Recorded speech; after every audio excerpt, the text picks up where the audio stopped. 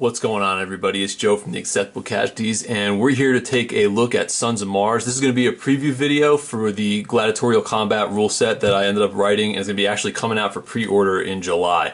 I wanted to do this preview video so everybody can kind of see what the rule set is about. We're kind of just going to go over the top of a lot of the sections with this preview.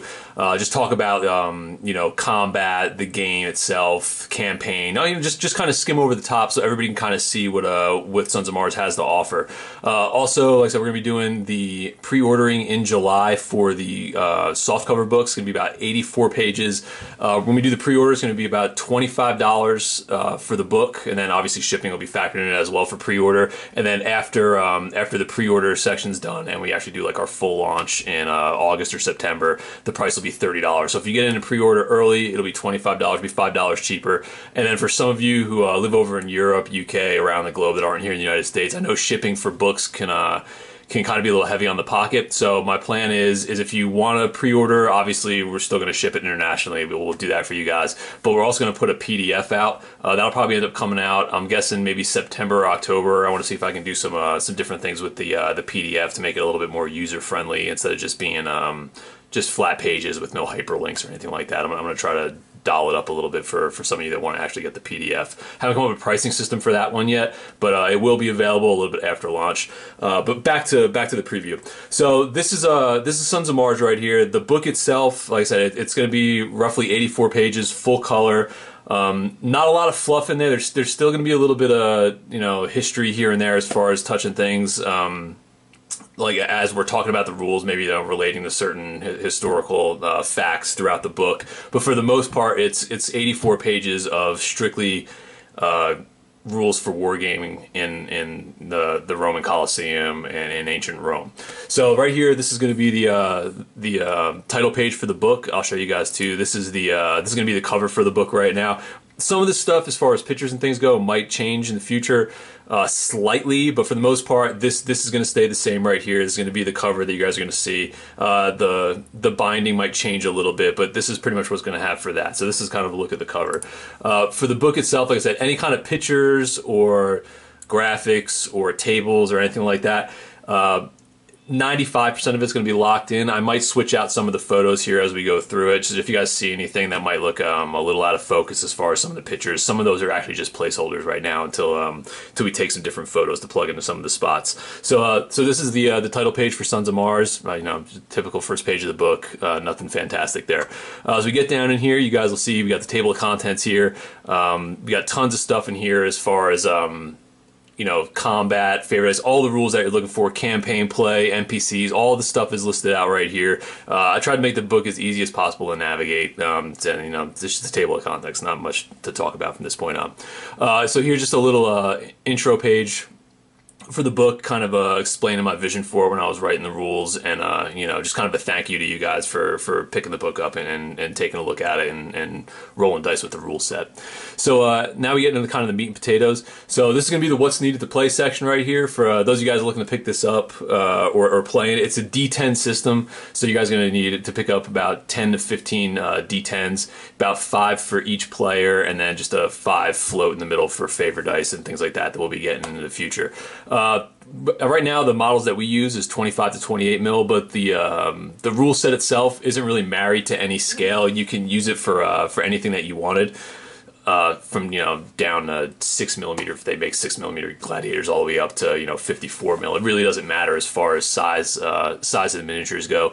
The rule set's also set so there's not facing involved. So if you want to, you just use tokens and things like that, and all of that would still work extremely well. As far as rulers and stuff, like I just use measuring sticks or a regular ruler, 6-7 inch measuring stick, and you're good to go. And then just a lot of the basic stuff that we have laying around as far as tokens and everything like that. If you just have the basic wargaming kit after you've played a couple of games, you'll most likely be able just to jump in and play. If you want to do miniatures and things like that, it's a low count skirmish setup, mostly one-on-one combat. So the investment for miniatures is pretty low if you wanted to go that route. So here we go. Like I said, page 2 is just gonna be like setting up gladiatorial events. So tells you guys how to do that for just pickup games, tournaments, scoring for those as well. The bread and butter of this game, though, is the campaign system. We'll be getting to that a little bit later. So right down here is the end of the arena section. This kind of goes over how you're going to work your initiative tests, any kind of strength, agility, charisma tests that you have against opponents, or just something that you need to accomplish to perform a certain action. Down here are the actions for the rule set. So when you play the game, when your turn is up, your gladiator will have 2 actions to perform before you hand over control to the other player. These are the 14 actions that you can use that are in here. It ranges from like moving and running to attacking, charging into combat, defensive stances. If you want to push people, disengage out of combat, standing up and picking up your weapon, intimidation, playing to the crowd, resting because fatigue is a part of the rule set. So all these actions are what you're going to be able to do when your turn comes up. And some of these link pretty well to some of the skills that we'll be talking about as well when we get down to the gladiator profile sections. So that's kind of the base of it. You have 14 actions to choose from when you're actually playing the game with your gladiator. This is the movement section right here. So this kind of just goes over how to move into combat, if you're forced to move when you're pushed or anything like that, if you're knocked prone during combats. This kind of covers the basics for your movement right here. Like I said, this is just a brief overview right now. I'll be sending out some presser copies, some people YouTube channels and some wargaming blogs, so you guys can get like an unbiased opinion, because obviously this is my baby, so I'll probably end up talking it up a little bit more enthusiastically than some other people might. So yeah, I'm gonna send out some presser copies so you guys will be able to kind of take a look and to what other people think of the rule set once they're able to play with it.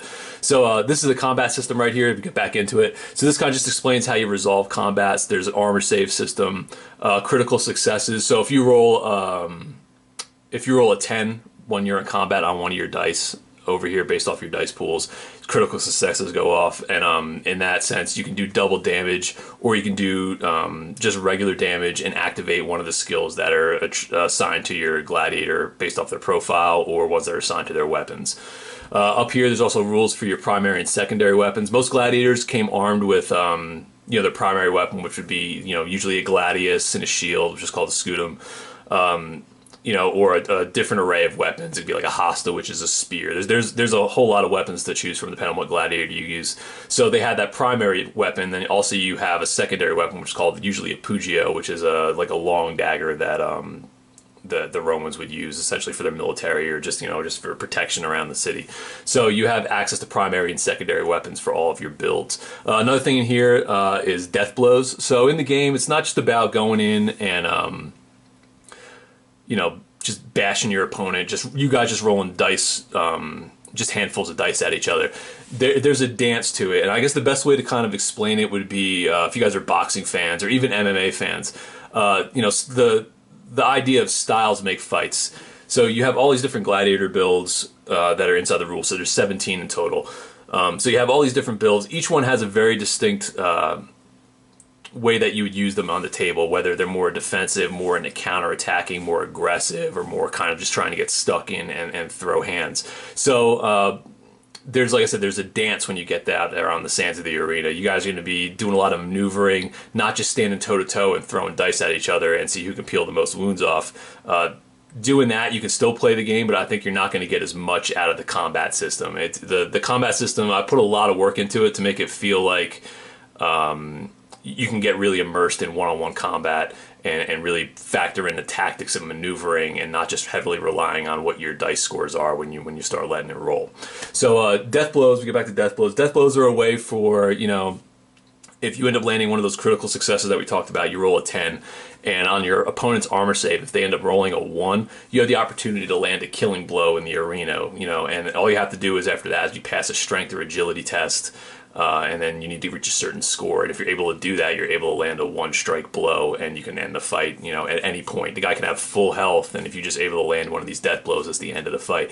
It doesn't happen very often. I'm trying to think, like, through playtesting, and we've playtested a lot of matches. I think I've maybe seen it happen like 3 or 4 times. But when it does happen, it's usually pretty glorious, especially when you do campaigns, when you take out somebody's gladiator they've been building up and you can land a death blow on them. It's pretty good stuff. So we also have rules down here for multiple gladiator combat. If it's not one-on-one, but a group of gladiators, there's rules for that as well. We do have mounted combat in the rule set.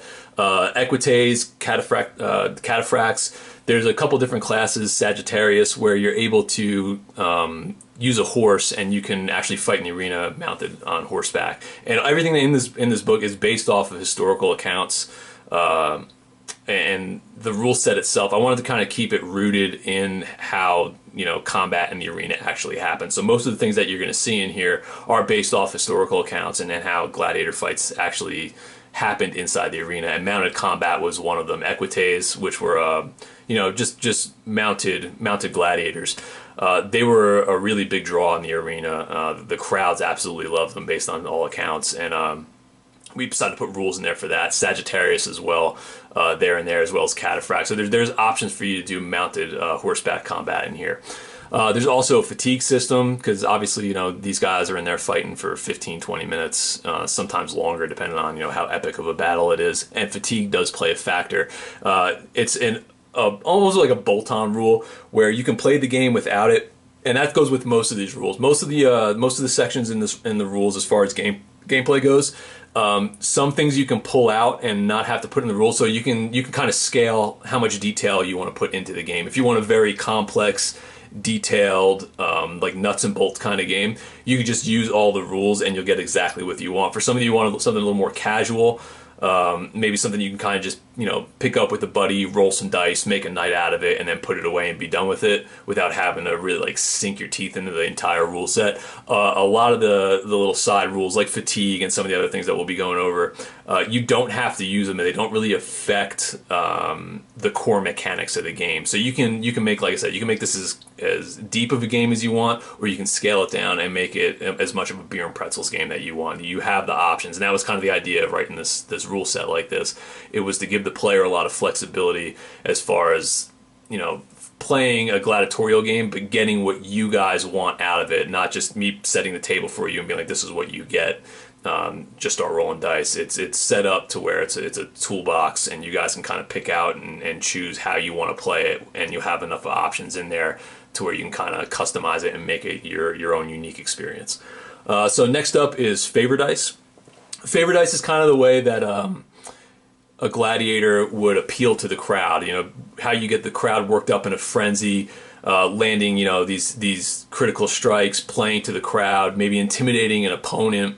There's all sorts of ways to do it. Landing a death blow, like there's ways to get these Favour Dice. And when you get these Favour Dice, it's a way of showing that the crowd is supporting you, cheering you on, and it gives you rerolls. You can add extra dice into your attacks. There's also ways to where if you accumulate enough of Favour Dice, you can activate certain special actions, like resting to remove fatigue points. You can get like a second wind, where you might be able to recover a couple of vitality points based on you rolling your Favour Dice. There's different ways to use it, and there's a very, I mean, if you get them and you just throw them out there, you know, it gives you a bonus here and there. But if you hold on to them and really wait for the right moments, you can really turn the tide of a battle. As far as re-rolling armor saves against critical successes is a way that I've seen a lot of people use it for playtesting, or people saving up like 2 or 3 dice and then they add it to their attack pool when they're in combat, and they just, you know, flood the table with this one massive attack,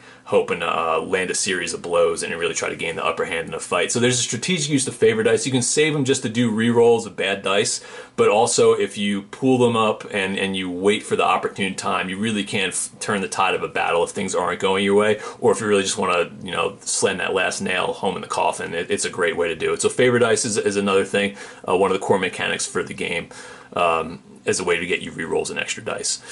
So now we get into the arena section here on page 11. So the arena section is pretty much just a basic way for you to set up your arenas, kind of put everything together for your game as far as dimensions go, themes, you know, everything that you'd think of as far as just putting it down. You can literally play on your kitchen table if you wanted to, but for those of us who like to get a little bit more of a visual experience out of it, these rules right here kind of just it's not even rules, it's more of suggestions. Kind of just lay out the foundation and the groundwork for you putting together your own arena, your own area to fight in, and putting that all together.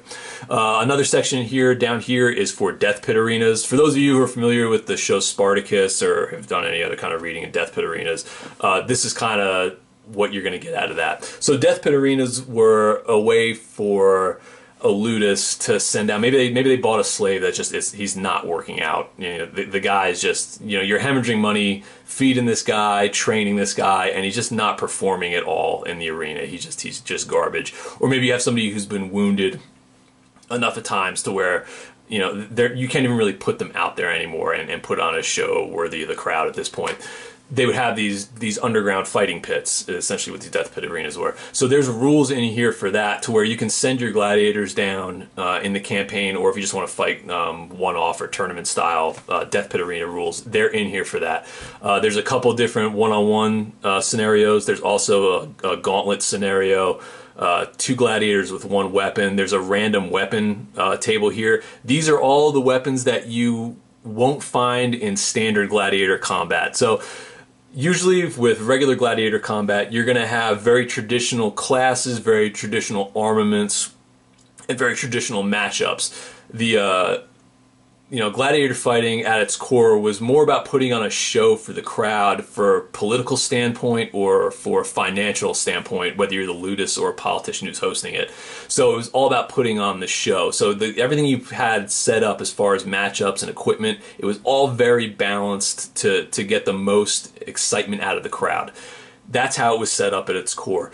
When you look at the death pit arenas, it's literally what you think it would be. It's give these guys the most brutal, you know, just off-the-wall weapons that you can get together, whether it's battle axes, you know, ball and chains with spikes, spiked clubs. They have things called a cestus, where you can attach like brass knuckles and spikes to almost like leather-bound boxing gloves without the padding. Like, there's all sorts of weapons in there that go in with the death pit. So the death pits, it's more about gambling, making money, and putting on a bloodbath for a bunch of drunken, you know, Romans in like somebody's, you know, the business's large basement in the evening or on the outskirts of town. Not very honorable to be part of it, but it was a part of gladiatorial combat, even though it was a very fringe element. And there are rules for it in here, and there's for the campaign and single play. So that's kind of the death pit arenas. There's also how to go over payouts and gambling if, you know, you're playing with a group for your campaign. There's rules for, you know, what the payouts are for the death pits, if you want to gamble on matches, how that works, and that's all there. So these are the types of matches right here coming up now on page 13. For page 13, for the types of matches, we have everything ranging from your traditional one-on-one combat to group matches, man versus beast, gladiators versus criminals, different types of tournament fighting. This is all right here just in the types of matches section. Also, when you get into the campaign, there's a section for Roman festivals.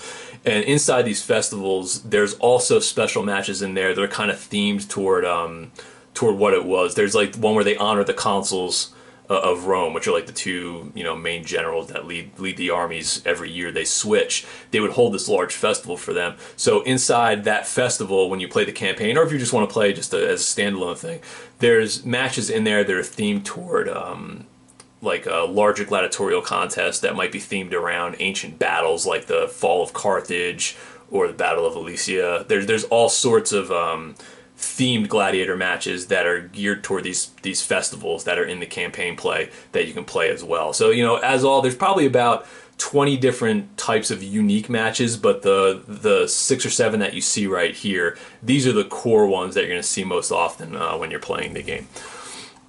So next up is obstacles and traps. This is just the section that, you know, obviously if you want to add these to your arena when you're playing, they add some more elements as far as the strategy goes to playing the game, and just, you know, just a little bit of flavor that you can throw out there. So there's rules for pillars, arena walls, pit traps, chained beasts. So if you want to have like a trap door with a lion coming out at a certain turn, there's rules for that.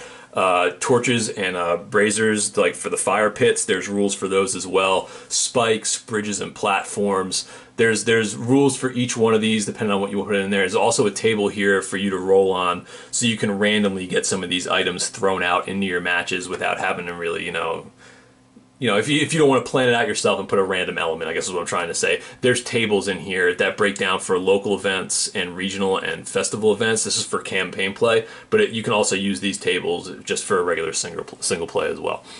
And you guys will hear me mentioning campaign play a lot during this preview, because this game was written with campaign being in mind is like the big drawing point and the big element of it. Excuse me. So this is the building a gladiator section. So right here it goes over how you build your gladiator from the ground up, like literally taking it from square one. It goes over all the different stats that you're going to have for your gladiators, from strength, agility, charisma, your movement, vitality, which is your hit points, as well as your attack stats, which are going to be charging, sustained, counterattack, defensive stances, and then your armor saves. Those are the 10 core stats that you're going to have with the rule set. So when you're building your gladiator, there's a little section here to go over, how to choose a class, choose your abilities, choose weapons, choosing equipment, and then a little bit of advice here for when you're building your gladiator. So as we roll past this, you're going to go into some of the profiles now. And I'll kind of go over these briefly. So this is Cataphract and Secutor, the first two that you're going to come up to. Each gladiator has its own separate stat lines that are built into the profiles right here, as well as how much it costs for you to hire them for your Ludus if you're playing a campaign, or if you're just doing maybe like a one-off against a buddy or a tournament or something like that. You use coins to the value of the coins is kind of how to figure out like your points total, I guess is the best way to explain it. So in each one of these profiles, you have those core stats we just talked about before right here. Below that are abilities. Down here you have 5-point abilities, 10-point abilities, and 15-point abilities. You have access to all of these at any time during single play or campaign play. You don't need to do one to get to the next to get to the next. As you accumulate experience points in a campaign, you're able to sock those away, and you can save up for some of the bigger 15-point abilities, or you can start piecing together some of the smaller ones down here. Also, when you purchase a gladiator in campaign play, you're given one 5-point ability to kind of give your guy a little bit more flavor and flexibility out on the sands when he's fighting. So something to keep in mind when you're building your gladiators. So each one of these ability pools for each gladiator, and there's 17 gladiator classes, they have their own distinct set of abilities and skills to choose from. Some of them overlap in between classes, but as far as no two blocks are the same. There's enough of difference there, and each one is kind of catered to whatever class that you're going to be building toward. And between the abilities and your stat block, your Secutor or your Cataphract Horseback might be very different from how my build ends up turning out to be. There's a lot of depth as far as how you can build it, as far as skills go, stat boosts, and your weapons and things like that. So the classes themselves have multiple branches that they can go out into to have different play styles. So, it might only be 17 classes of gladiators, but that can branch out into a whole lot more depending on your tactics and your vision for what kind of gladiator you want to build. Next up down here, you have primary weapons. So this is going to be like the main weapon you're going to carry for the Cataphract. Since he is a horse rider, he has access to a Cantus, which is like a large two-handed spear, or he has a single spear that he can take. And there's different abilities, different costs, different dice pools, a different dice pool for each weapon as well. Then you have secondary weapon down here, and then some gladiators have access to equipment. Like I said, the Cataphract has access to a horse. Secutor, I'm not going to go over each one of these in depth because I'll be doing videos for those as well. But that's kind of the basic rundown you have here for Secutor. So you have the Cataphract Horseback based off of the Parthian military, these heavily armored horseback, essentially like, I guess they would be the ancient equivalent of knights. Then you have the Secutor. This is one of the more well-known gladiator types in here. These guys are more geared toward kind of getting stuck in and really grinding down an opponent when they fight in the arena. So underneath here you have the Hoplomachus. So down here is kind of a guy based off of the Greek hoplite. Next to him you have the Caesore. So this guy, he has a regular sword, and he has this weapon on his hand. It's almost like this bronze tube that he would have with this giant hook or blade at the end of it that's used for slashing, disarming opponents, things like that. So like I said, there's his skills. Same thing with the hoplite. His skills, they're all geared toward complementing what these guys are capable of doing in the arena. Another thing I want to touch on too is the weapons. So for these weapons, for each gladiator that you go to, there's multiple weapon builds in here that give you different dice pools that build on your basic stat block up here. So based on your character that you have, and then what weapons that you decide to outfit him with when you go into the arena, your dice pools will be different for charge, sustained, counter, and defense. So you're kind of able to build your gladiator to fit the fight style that you prefer to play. So that's just something to keep in mind, as well as them having different abilities inside some of these. So you might get a higher dice pool with certain weapons, but you might not get an ability with it. So something you need to weigh out as far as when you're building your gladiators as well. So down here we have a Provocateur, we have a Murmillo. These are mostly the heavy gladiators that we're talking about right now. The Provocateur is a very heavily armored gladiator, more about withstanding a lot of punishment because he has a very high armor save once you factor in all of his equipment, but he doesn't have a lot of dice to throw into combat. So he's more of a grinder, more of a guy who's going to win fights later in the rounds. You have Murmillo over here. These guys are more considered to be the physical specimens, I guess, of the gladiatorial arena. You look at these guys, I guess the best sports analogy would be maybe for some of you guys in Europe and UK. These guys are almost like the rugby players. Like they're just big, fast, extremely agile, and they rely more on their physical prowess than their combat prowess to win matches. For people over here in the United States who are not familiar with rugby, these guys would be more the equivalent of like an NFL linebacker. So that's kind of what these guys are and what their build is based around. You go further down here, we get into Deimacharius and Racharius. These when we start getting into the lighter gladiators. These gladiator builds are less about having high hit points, high armor, and strength. These guys are more about being quick, and they have a higher volume of attacks, but they have to rely more on their agility to get in and out of combats because they don't want to get stuck in against the bigger guys because they will get grinded down. So here's a Deimacharius. He was a specialist. He used 2 swords in the arena. Very aggressive build, more about charging your opponent, getting attacks off, and then kind of disengaging and breaking away. Racharius, he's based on the fisherman. That's you know, a lot of these gladiators you're going to go through, and if you do more reading on them and more research on each of the classes, there's a little bit in here on that, but like I said, I didn't dive too much into the history for each of these. But if you do read more, a lot of these guys are, these gladiator classes, are either designed based off of the enemies of Rome at a certain time period, or parts of Roman culture. So the Racharius, he's modeled after a fisherman. So he has this knife, he has the trident, or the fucina is what it's called. So he's molded around that, and his fight style is about throwing the net over an opponent and waiting for the right time to land a killing strike with his spear. So like I said, this build that you have here in front of you for Racharius, his skills, his weapons, is all geared around accomplishing those things in the arena. Down here we have the Thracian. For those of you familiar with Spartacus, this is the gladiator type that he was, a Thracian. Very aggressive. You know, he has a sword and shield, so he has a little bit better armor compared to a lot of the lighter builds. His weapon is a Sika, so he's able to, you know, potentially break shields, slash his opponent. It's a very, like I said, it's a very aggressive build about keeping the pressure on. Next to him you have a Velite. This is a guy who's based off of the Velites from Republican Roman military. They also fought, well, the Velites didn't necessarily fight the military version in the arena, but these guys are based off of that. So they're armed with some small javelins called Veritum. They get a handful of those. They get a gladius. They're thrown in the arena. They're more about doing damage at range initially before they get stuck into their combat. So they're a squirrely, you know, kind of build where you're going to be moving around a lot, trying to create distance and hitting your opponent in range before you start getting stuck in the combats. Underneath that, we have Liquarius and we have Equites. Equites we touched on before is going to be the horseback riders. Huge crowd favorite, lots of fun, mounted combat. Liquarius over here, he was more about having a sword and a spear with a lasso. He's used to either fight. Sometimes they put him in the ring to fight against beasts or criminals is usually what they ended up getting matched up against. So there's rules for him in here as well. Down here we have the Venator and a Sagittarius. So the Venator, he was pretty much your beast fighter. Didn't really fight against other gladiators. He's usually given a whip or a spear. He's also sometimes going to be given a gladius. And he'll go in there, and he's going to fight lions. He's going to fight elephants, you know, tigers. We have rules for all of that as well. So he's a very specialized gladiator. You do have the option to put him into your Ludus when you're playing as well. So we have the Sagittarius is next. Sagittarius, really interesting build. I was going back and forth about potentially not adding it, but I thought there was just too much flavor to leave them out. So the Sagittarius, they were used either fighting from horseback or on the back of chariots.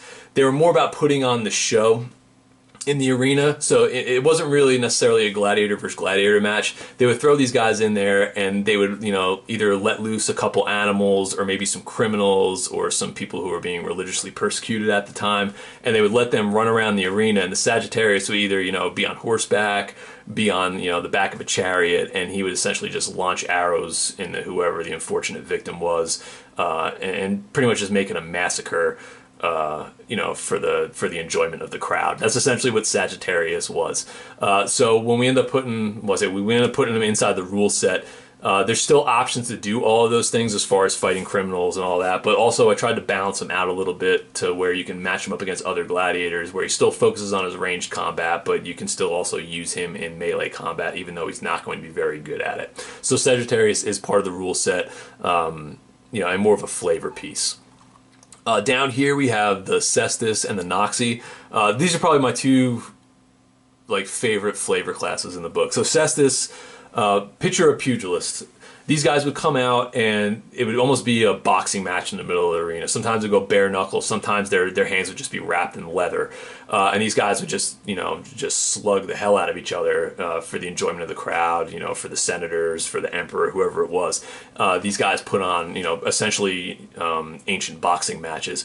But these guys also occasionally were able to put different weapons that would be mounted on those leather gloves that we just talked about. Sometimes it might be spikes, brass knuckles, blades, and they would occasionally go in and they would fight against regular gladiators. And you'd think, well, man, this guy doesn't have a sword, doesn't have a shield, what could he do? But there's accounts where they say that, you know, people armed with the cestus, or the heavy cestus, depending on which one they were using and what was attached to it, they were able to, you know, win matches and definitely hold their own against other gladiators if they were able to get close enough and land a couple blows with their fists. So I ended up putting them in there. They're balanced enough to where you can use them in the arena and fight against other gladiators, or if you just want to keep them in the pure sense of them just fighting against other pugilists, that option's there as well. But like I said, each one of these classes is balanced to do what they would traditionally do if you'd like that, or kind of open things up and let them fight against different classes they might not have been matched up with in the traditional sense in the arena. Next to them is the Noxy. So Noxy, this is the class where you're going to get your criminals, like we said before, religiously persecuted peoples, anybody that they're going to send into the arena to essentially get massacred. So for regular single play, like, you know, just you meeting up with a buddy or just, you know, going down to the gaming club and just rolling dice for the night, the Noxy in that case are going to probably be a little bit more on the fun side of things, usually based off playtesting and the stat lines and everything that goes into this. If you're looking for a balanced game, they're usually going to get stomped, and that's just, you know, that's traditionally and historically just how it was. They were put in the arena, matched up against other gladiators, and they were just there to get executed. Occasionally they would throw a whole bunch of Noxy in the arena and let them all fight to the death, and then sometimes the last one would be pardoned, whoever survived. You have options for that as well, but like I said, for single play, the Noxy, as much fun as they are to play, they are absolutely terrible. When you get into the campaign, they're a ton of fun to use because they're extremely cheap for you to purchase for your Ludus. So the risk reward, if things do start to pay out and you know, pay off for you, if you get like a victory or two with your Noxy that you end up purchasing, it's a great way to take a cheap investment and get a bigger return on it. So for campaign play, they're a ton of fun to use. For single play, it's more of a I think it was more like a fun thing to throw together, opposed to having a balanced fight. So that's just, you know, just a little bit on the Noxy right there. Underneath them is the Slave. This is another one of the classes that would lean more toward campaign play than it would be for competitive play. If you're doing competitive play, these guys would work in a sense where if you have a minimal amount of points left to spend or coin left to spend at the end of your list building or however you want to put it together, these guys that you can throw in, you can put them in super cheap. They have a decent stat line block. They have a decent skills that you can pull from and an okay weapon pool, but they're just not trained very well. So you can use them as kind of a way to fill points for single play. For campaign play, it's kind of the same thing as the Noxy, where these guys are a cheap investment that could possibly end up paying dividends in the long run. And if you use the Slave, they're essentially an untrained gladiator, but if they end up gaining enough of experience points throughout the campaign, you can give them a promotion within your Ludus, and then you can send them to be trained as a different kind of gladiator without having to pay the cost of doing it. So you buy a slave for 5 coin, we'll say, and then over the course of like 4 or 5 matches, they end up rack up a couple of victories, get some experience points. You can then just go and turn them into a Secutor or Racharius, whatever you want to spend, and you end up saving like 10, 15 coin off the top instead of just buying one of those guys up front. So like the slave, like I said, similar to the Noxie, where it's more of an investment than it is actually just buying a gladiator. So after that, we go to the skills and attributes. So for skills and attributes, there's over 30 different types of skills and attributes that could be attached to the gladiators or the weapons. Each one of them is very different, where it might be just a one-off use for a match. Other ones might give you different things that you can do when you're fighting, such as like disarm, dodging, dirty tricks like kicking sand in somebody's face. There's different things in tier 2 for champion, where if you're playing in a campaign and you end up winning the Primus at one of the main festivals, you'll be given the title of champion. So when you continue to fight in the campaign, if you bring this gladiator out to fight, there's a chance that at the end of his match in victory, he'll be granted his freedom for the display that he's put on throughout his career. So it's a double-edged sword with this one in particular, but most of them are just purely bonuses that you can get through buying abilities or using certain weapons in here. And there's all sorts of stuff in here. I mean, there's stuff for becoming an improved horseman with the horseman thing, knocking people down, re-rolling armor saves, impaling people, gaining momentum in fights. Like I said, there's a lot of different things in here that you can really customize and build a very unique gladiator with in single play or in campaign play. Down here is the beast section, so we're getting into page 39 and 40 right now. So for the beast section right over here, we have 10 beasts in here. Each of them have their own unique skills that you can use and their own unique stat block, as well as how much it costs to use them in the arena. For beast fights, there's no round limit. You pretty much fight until either the beast dies or the gladiator dies, or whoever's fighting against the beast. So the rules are in here for all the beasts that you get here. There's lions, tigers, bears, bulls, rhinos, hippopotamus. You got rules in here for panthers, wild dogs, crocodiles, and elephants. So all of these were traditionally used inside the arena when they do their great hunts. In the Colosseum, they would occasionally flood the arena, and they would bring in some of these wild animals from Africa. Where they bring in like a crocodile, or not but like a group of crocodiles, hippopotamus, things like that, and they make the Noxie or even some gladiators like Venatars. They would go in and they would fight some of these water creatures inside their own in their own domain as they flooded the arena. So you have options to fight all of these different types of beasts in there, and you kind of just set it up how you want in the arena. When you're doing a campaign, there's a random table for what beasts that you might end up getting. When you're doing single play, you can kind of set it up however you want. Even for Ludus building, for the campaign rules, you can go in and you can purchase beasts and make them part of your Ludus, so you can bring them out and participate in those man versus beast matches that'll be happening throughout the events. So next up is campaign rules, and this is kind of the bread and butter of the rule set right here. So when I ended up putting this together, after I got through coming up with an interesting combat system to where people can get a little bit more out of one-on-one combat instead of just like throwing handfuls of dice at each other, the next best thing was, the next thing that I wanted to put together was going to be the campaign rules, because I feel like this is where the game itself, you'll get the most out of it. I think you get the most bang out of your buck for the campaign rules. So in here, it tells you how to start the campaign for whether you're doing solo play, because there are rules for solo play in the back of the book, as well as playing with the group.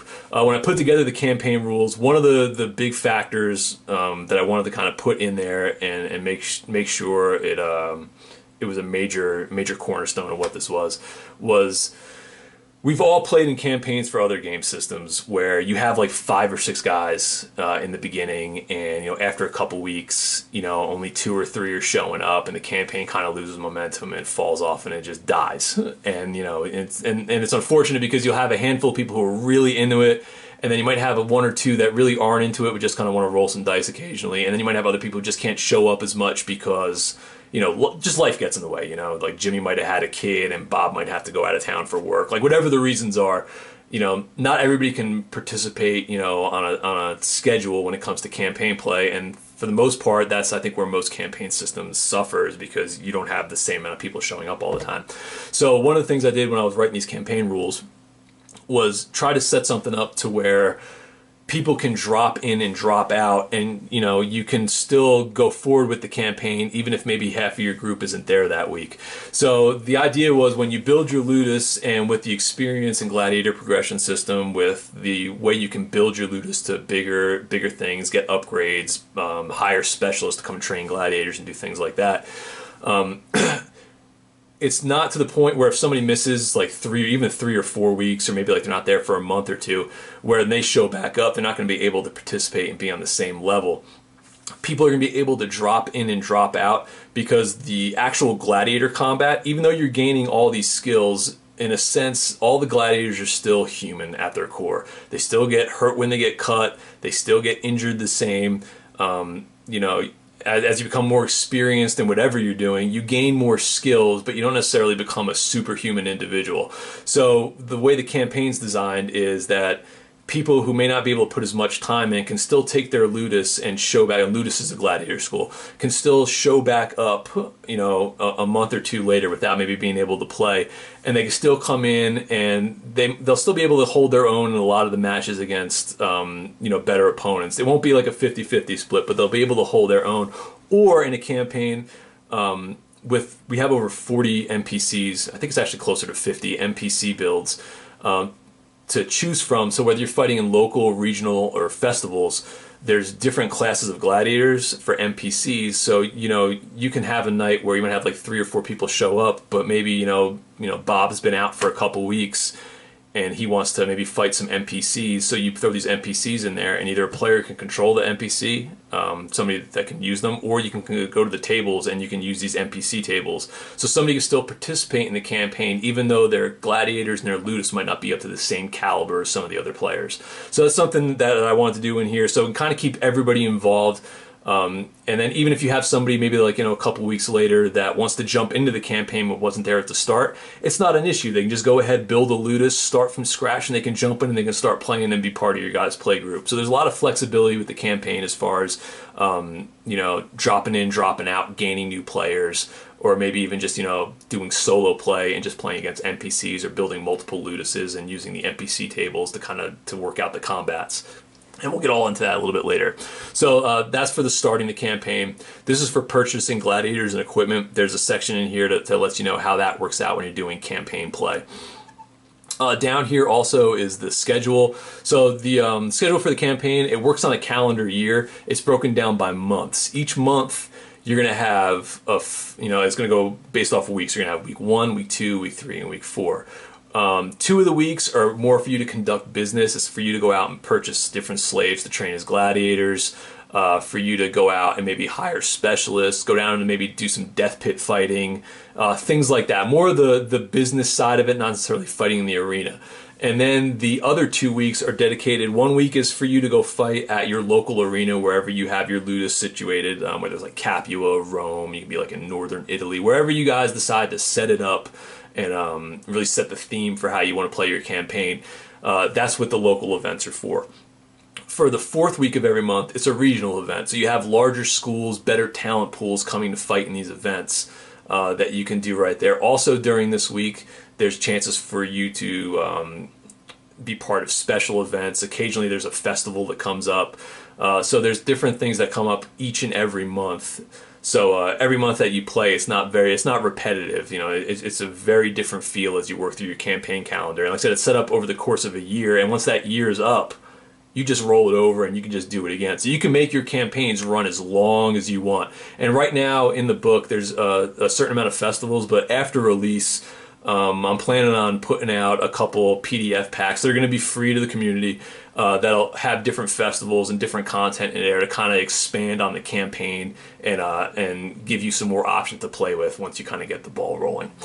So this section after the schedule is assigning gladiators and NPCs to matches. So this kind of goes over how you assign your gladiators, other players' gladiators, NPCs into the fight card. So like in an event or in the event or some kind of festival, you'll have like between 4 and 8 matches. This is kind of just tells you how you rotate and place your gladiators in each one of these matches as you go down the table, and how you can also place NPCs in there to fight against some of your player characters as well. And then down here are the tables to roll on depending on what kind of event it is and what kind of gladiators that you're going to be facing off against in the NPC pool. Underneath that, you're going to be going over experience points, how you're able to gain experience points. If you're just fighting in a match, you get an experience point. If you're able to defeat an opponent, if you defeat someone who's a champion in a match, you get experience points for that. If you win your match by a death blow, you get an experience. And there's also a victory and defeat table at the end of it. So based off you win or lose your match, there's another table for you to roll on, which you can get extra experience points, extra money, maybe nothing happens. Maybe you only make half money because the crowd give you a thumbs down because even though you won, you put on a terrible show. So there's different things that can happen on this victory table. Also on the defeat table, it's the same thing where you can still gain maybe an experience point. You can still maybe make a little extra cash for putting on a good show. Or on the defeat table, you can also get injured and possibly killed by getting the thumbs down from the crowd for putting on a poor show. And then we're going to get into that in a second. So down here also goes over how for you to purchase skills with your experience points. There's an injury system for the campaigns as well, where based off certain injuries you get, some might only last like a week and maybe have no major effect. Some might last a month. You might have like a lingering effect on one of your gladiators, where you might have like a loss of strength or vitality or movement for a month because he's wounded but not like permanently. And there's also wounds to where you can, maybe have like broken arms, maybe you break your back. Sometimes some type of major injury to where you're going to permanently lose a stat point. And if you have 3 of those injuries over the course of a particular gladiator's career, after that point they're deemed unable to fight, and you lose them from your Ludus. You have to retire them, sell them to the salt mines, whatever you're going to do with them. They're no longer able to go in the arena and fight anymore for your Ludus. There's also things in here for death in the arena. If your Ludus goes bankrupt, this tells you what you can do in here as well. So next section up is Ludus Management. This is for a section for you to run your school. So to run your gladiator school is what it is. It goes over the different types of Luduses, how you can expand your Ludus. So you start off with a basic Ludus, and it gives you a certain amount of slots for gladiators, for beasts, for specialists, and Ludus upgrades. And you can buy in the bigger ones as you become a professional Ludus, an elite Ludus, which is the Ludus, based off, the Ludus Magnus, which was like this gigantic Ludus complex in Rome. It was like the best gladiators trained there. You can build something up to that point if you save your money and are able to fill that out once you do it. So that's the 3 basic Ludus builds, the templates that you can put in there, and each one of those you're able to upgrade in certain areas so you can house more gladiators, more beasts, hire different specialists, and get different upgrades to your Ludus. And that's what the next section is, specialist. You can bring in, you can have ties with slave traders, a doctori to trade in your gladiators, a medicus to kind of help out your injured gladiators. You can have an in-house weaponsmith that can help refine and make equipment maybe a little bit more affordable. Also a promoter that you can get for one of your specialists to where you can earn a little bit more money when you're fighting in certain events, because this guy is promoting your gladiators, pulling more people into the crowd to cheer for you, to pull for you, and things like that for the events that you're hosting. So those are some of the specialists that you can get, as well as Ludus upgrades. You can upgrade training grounds in your Ludus.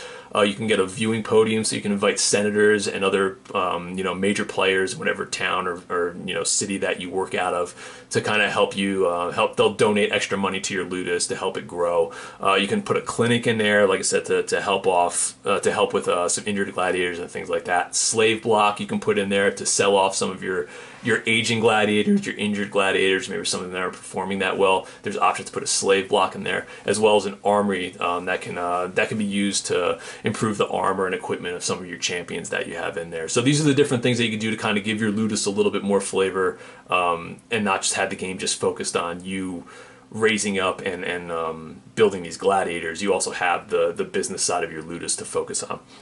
So next up is the campaign calendar section. Campaign calendar. This is kind of just like how it works out. So there's how the game plays out, and we touched on it a little bit beforehand, so I'm not going to go too much in detail, but there's stuff in here for the weekly gladiatorial events for the local. They're the regional ones in here, so it gives you the match card on what fights there are in here for each of them, the cost to put a gladiator in, and what the payout is if you're victorious. So that's all in here as well. There's also the rules in here for the festival. So inside the rulebook, you're going to have 4 different festivals. They're going to happen on certain months. So depending on whatever month you start your campaign in, you'll have a festival that's going to come up in a couple months, and there's 4 of them throughout the year. Usually they happen within 3 or 4 months of each other. So the first one is the Voto Publico, so you get that in January. All of these are themed around the founding of Rome and the people and the citizens of Rome. That's what this festival is for right here. The next one is Lemuria. So this is the Festival of the Dead. So a lot of these matches in here are themed around fights to the death, honoring the dead, you know, as far as like fighting in rings of fire, maybe sacrificing beasts for a great hunt. That's what the special matches and things like that are in here. So there's very specific themes for these festivals going through.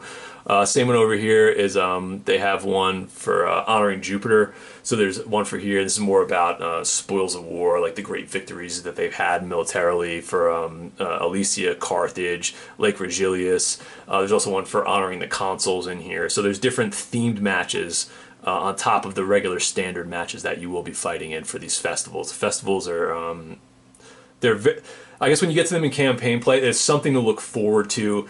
It's something when you get there, you're not going to be fighting these kinds of matches all the time. So when you get to a certain festival and you like it, it's something that you're going to be able to look forward to for every year of the campaign going forward with these certain matches. And in the campaign as well, worth the note, you're not going to be able to participate in every one of these matches for the most part, whether it's for financial reasons with your Ludus, or you just don't have enough gladiators to get in there and participate in all of these.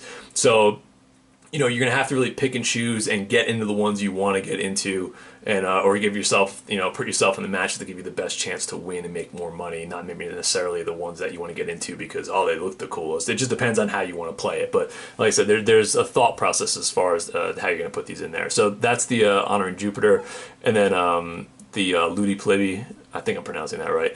So this is one for celebrating the citizens of Rome, not necessarily celebrating Rome. So in here you have public executions, fighting lions. You have Tournament of Champions, where all the champions are invited to fight in a tournament to be crowned, you know, the you know, I guess, you know, gladiator of Rome. Like, you know, you get like a title for a champion of Rome. So there's different themed matches in here. Next section up is special events. So each month when you have, on that 4th week when you fight in a regional event, this is a random thing that could happen. So you have the option to roll a d10 on that 4th week, and if a 9 or 10 come up, you have the option to go over to the special events section. And in the special events section, there's a whole bunch of different things where you don't get to fight in the arena, but you can have these little scenarios play out. One might be you've been asked to host, you've been asked to submit gladiators to fight in a funeral games. You can be invited to a senator's private event at their estate, and you know you're there to hired as the entertainment to do gladiator matches for all of his guests. Maybe there's a local festival is another one. You can be challenged by a rival Ludus, hired entertainment to go to maybe a festival or something like that. And maybe you kind of just put on a show with your gladiators. Not all of these you play out. Some of these are just random events that happen and based on a dice roll, or sometimes you're just given money based on whatever you end up rolling up. There's a slave trader that can come in so you can get a better deal on purchasing slaves, or you can get higher caliber slaves that might come equipped with either better skills or more experience points for you to kind of purchase skills as you begin to train them. So there's that in there. There's a beast merchant that can give you better beasts that comes through. Traveling gladiators can show up. Gladiators that might have been freed and given the Rudus, but maybe has the itch to come back and fight. This traveling gladiator might come to your Ludus. If you can beat him in a challenge fight, he might join your Ludus. So you can get a champion quality gladiator to come and join your Ludus if you're able to best him in one-on-one combat. You can host events and have people come to your Ludus to watch. And then there's also games that can be thrown in your honor on a regional level to where you can you know, really reap the financial benefits of you being the headliner for whatever games that are being hosted wherever you're from. So those are some of the special events coming through right here. And like I said, they're all really detailed going through. Each one's different, and some of them have some different variables in it, so they won't be redundant, and they don't happen that often anyway. But when they do happen, they do have potential to have an impact on your Ludus and your gladiators and the growth or demise of your school. So next section up is going to be non-player characters. This is pretty much the non-player character section for if you're doing solo play or if you need to put in some fillers for certain events that you're having here. You might not have enough of players that are submitting gladiators into an event. You need to kind of throw some stopgaps in there and then throw some opponents in there for people to face off against. You would refer to the non-player character section. So in here, it's all different sorts of gladiator builds. We have like Sagittarius, Thracians, Murmillos. They have their stat blocks. They have different weapons. This is the local gladiators. So they only have one skill each. Very basic gladiators.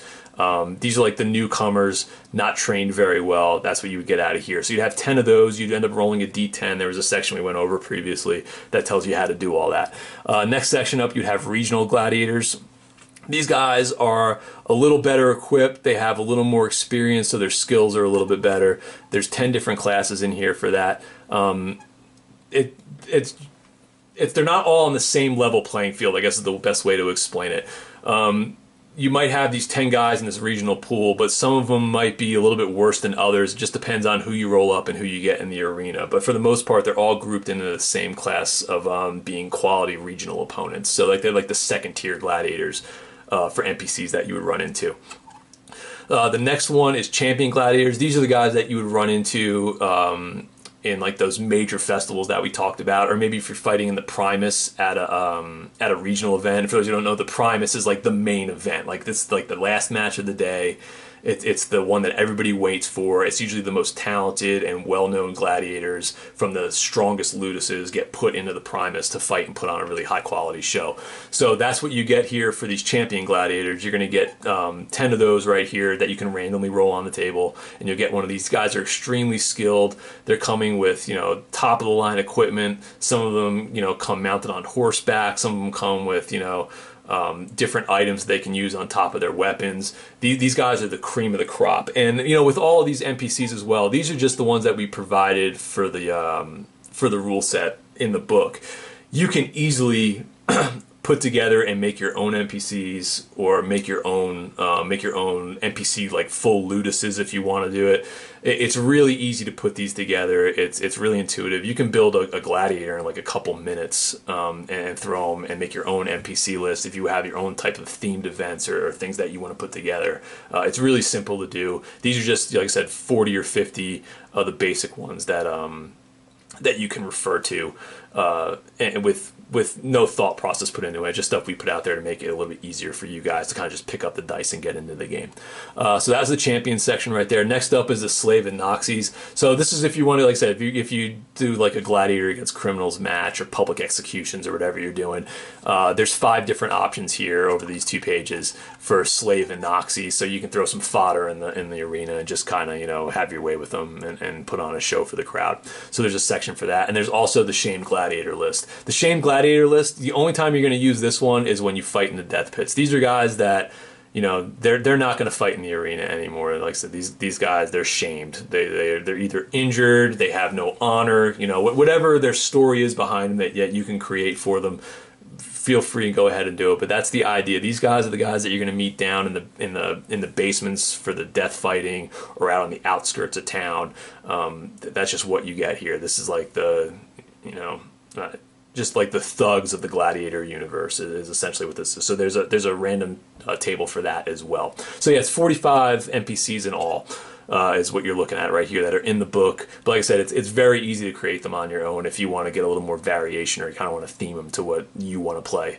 Next up is the Sons of Mars Armory. So this is a rundown. It gives you each weapon or weapon combination that you're going to find in every one of the Gladiator profiles up there, and it gives you what it is, the weapon stats, you know, how many dice you get for charge, sustained, counter, defense, if there's an armor bonus affiliated with the weapon, as well as abilities and what they cost if you were looking to purchase it, or if you're trying to figure out a point total for these guys if you're doing like a tournament or like a competitive play scenario.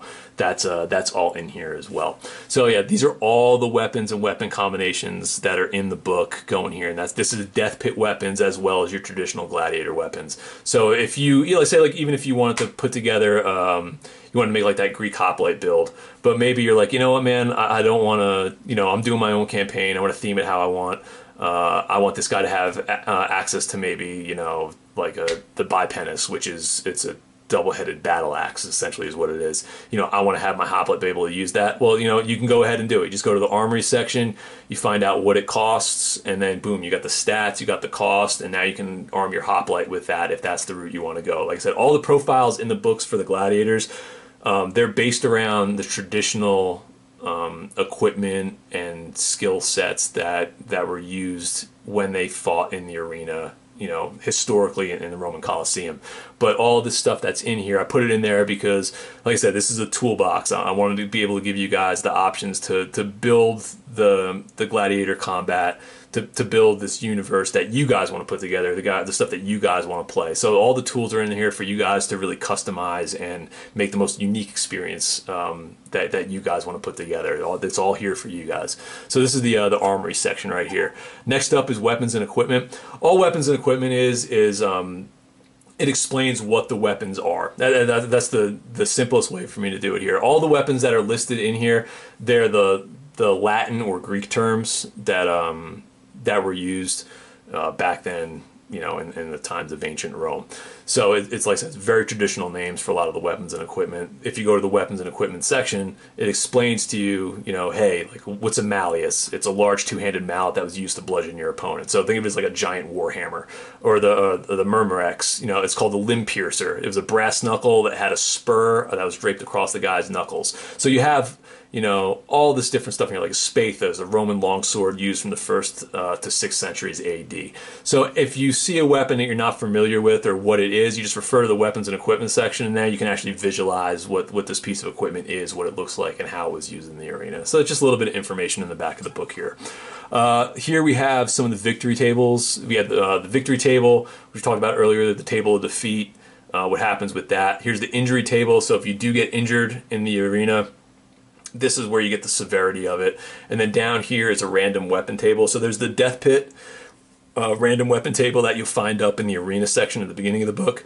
This is a random weapon table if you want to do some kind of just basic random weapon event or themed match, but you want to use some more of the classic weapons that were used in Roman times opposed to, you know, the chop shop version stuff, like I said, battle axes and all that kind of stuff, the non-traditional weapons. That's for the other list. This one is more for a more traditional random weapon table. So you have these tables here for that. Down here, these are the Mpc Combat Tables. So when I was putting this together, you know, I guess the best way to explain it is when I was writing the rule set, like I said, I had the campaign in mind, but you know, when you go around and like I was looking up other Gladiator games, the reason I wrote this rule set was because there was other Gladiator games out there that I was interested in, but none of them really had all the stuff that I wanted from a really historical perspective, where it's really like it's rooted in, you know, classical gladiatorial combat without having like mythological creatures or like, you know, this crazy fight system or anything. I wanted it more, I don't say pure, but like, you know, like more like a more traditional historically based gladiator you know, system.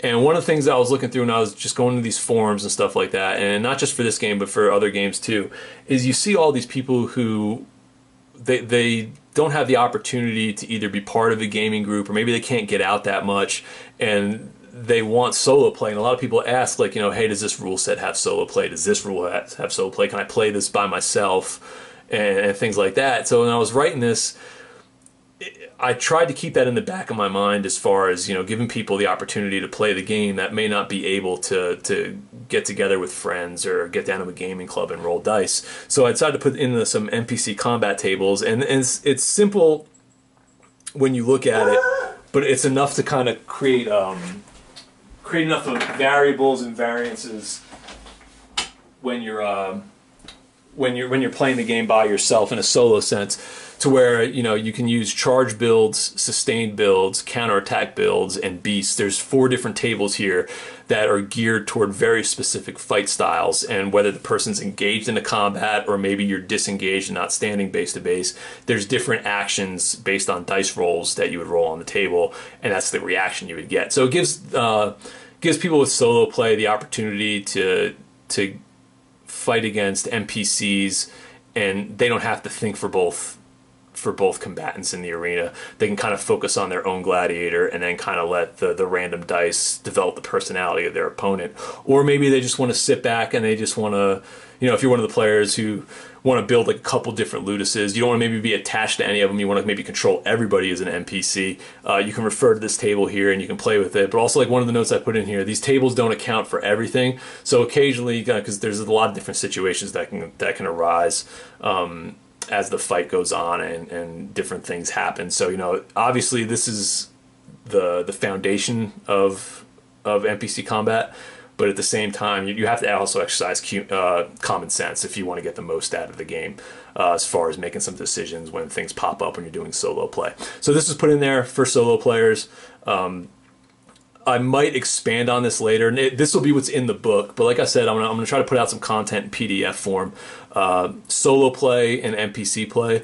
I might try to put out maybe a little bit more for that, so people can get some more depth with that style of gameplay if there's enough of people out there asking for it. I'm not opposed to doing it and just putting it out there. It's, you know, it's not that hard to do it on my end. So yeah, you know, this is what we have right now as the foundation, but this can be built on if there's enough of people clamoring for it.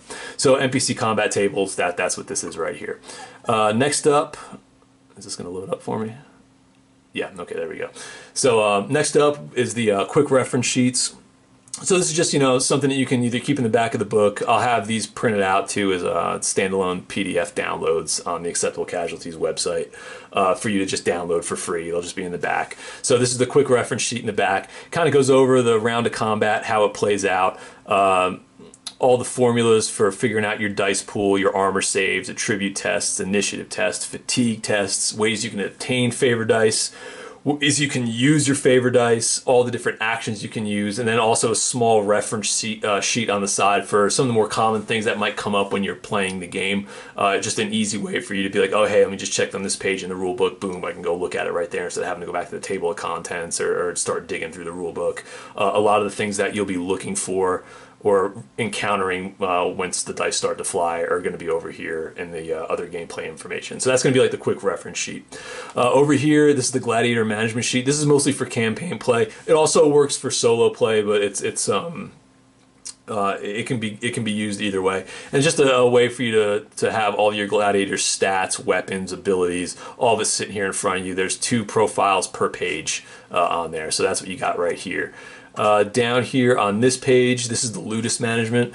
So this is for when you're doing a campaign. It goes over, this will hold all the information for, you know, your Ludus, how big your Ludus is. Up here is for what month and year in the campaign you're on, how much coin that you have socked away. Down here it has all places for you to put your gladiators, keep track of their wins, losses, draws, victories by death blows, injuries, how many experience points they have, a way for you to log what specialists and Ludus upgrades you have for your Ludus, as well as how many beasts you might have in the stable and what they are, and maybe who achieved champions, as well as a notes section down here on the bottom. So just like a nice piece of paperwork if you're doing if you're going to be doing a campaign, just something for you to kind of easily track all the major information that you're going to have. And obviously, you know, if you want to expand on this or contract it, like I said, it's once you get the rule set, man, it's your rule set. It's like I said, it's a toolbox. You guys do whatever you want with it, and play the game how you guys see fit. Just the biggest thing, just, you know, have fun and enjoy it. So at the end, this is where we're getting to the end right here. So this is the Sons of Mars quick play guide. I ended up putting this in here as a suggestion from a couple different people to say if they could throw a quick play guide in there just for a way for somebody to maybe just jump in and see what the game is when just skimming the surface. Because, you know, we just went through the entire rule book right now. It's pretty robust as far as the rules, and it might be intimidating to certain players right off the bat, even though that you can scale it to how you want the game to be played as far as adding and subtracting different blocks of rules and options inside the rule set. At first glance it can be intimidating, so people asked if I could put in a quick play guide in there. So that's what this is. This is the Sons of Mars quick play guide. It's a very hypothetical and themed match between Spartacus, who we all know, leader of the slave revolts, one of the most famous gladiators in the arena, and his opponent is Flamma, who actually is considered to be probably the best known and most decorated gladiator. He fought in 34 matches in the arena. He had 21 victories, 9 draws, and 4 defeats. I think it was over roughly a 10-year career, which is extremely long for a gladiator to make it that long. He was granted his freedom 4 times, but he turned it down each time to continue to fight in the arena. He was Syrian, and back then Syrians, from the Roman perspective, were looked down upon as being very weak. They didn't put up much of a fight as far as the wars that where Rome gained territories over in Syria, Jerusalem and in those areas. So Syrians, they were looked down upon as far as being warriors and fighters. So it's said that Flamma really took a stand against that and wanted to prove to the world and prove to Rome that his people are worthy warriors and they have a rich fighting tradition. So even though he was awarded his freedom on multiple occasions, he turned it down and continued to go in and fight in the arena, and then Rome absolutely loved him. His death, they say he died in the arena, but there's not a lot of specifics on how it happened. So, but that's pretty much what happened. He just continued to fight until he fell in the arena. So it's Flamma and his story taking on Spartacus. So those are the 2 gladiators that you have for this Night of the Champions for the quick play guide. And then down here you're going to get a stat block that's going to have different abilities and skills and their weapons. Same thing you'd find in a regular profile sheet. These just kind of tailor a little bit more and give people some more toys to play with their first time out with the game. Give them some skills to mess around with. Give them some quality weapons and some quality stat blocks so they can kind of really get a feel for what the game has to offer as it plays.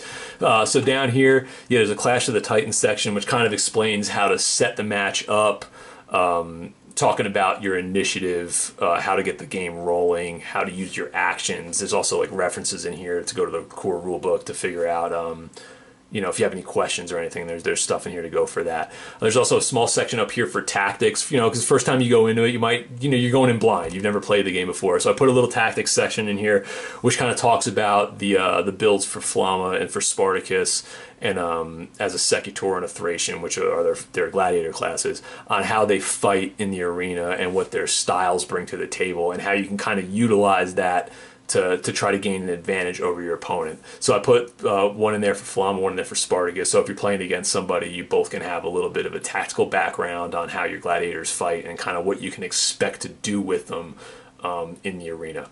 Then there's a section here for First Blood. This is pretty much just going over like the combat section. It's not the same combat section that's in the core rulebook. It's a little bit more watered down, but it's more accessible, so you can kind of get in there, really get a feel for how the combat works. Same thing with the armor saves down here as well. So it's kind of just like a brief overview on how these sections work. This is like the bare bones. Down here is also for critical successes are covered, Favour Dice, how to do your attribute tests, terms for victory, and then all that. So like I said, the quick play, it is a very quick, basic way to play the game and kind of get your feet wet and get into the basics of the game before you start to expand and dig a little bit deeper into the rules. And that's what the closing thoughts are here as well. It just kind of goes into that. So this is the entire book, 83 pages. I just took you guys from top to bottom. And like I said, this is just a very brief preview of what there is to offer for Sons of Mars. I'll be doing more videos as we get closer to the pre-order and actual like full release date. I'm going to put out a lot more learning videos, stuff going over tactics and the Gladiator classes a little bit more in depth, how combat works. There'll be some battle reports. I'm going to try to get out as much video content as possible before you actually get the book in your hands, so you can see what the game is about, because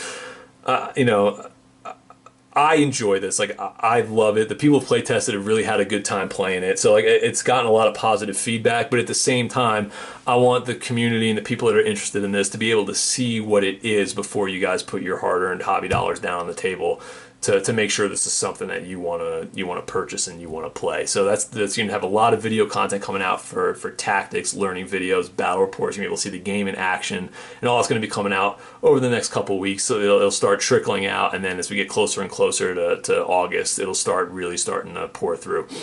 So, first look at Sons of Mars. I hope you guys enjoyed it. If you guys got any questions or feedback, you guys can check us out on the Facebook group. You can just send me an email to theacceptablecasualties@gmail.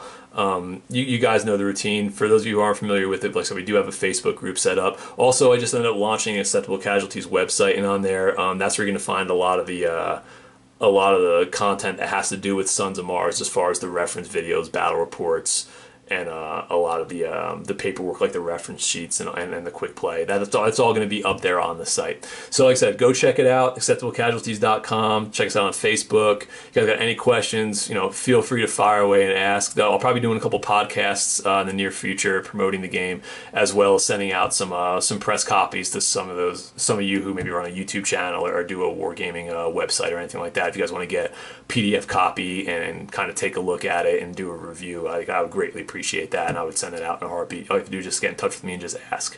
So this is Sons of Mars. Hope you guys liked it, and I'll catch you guys later.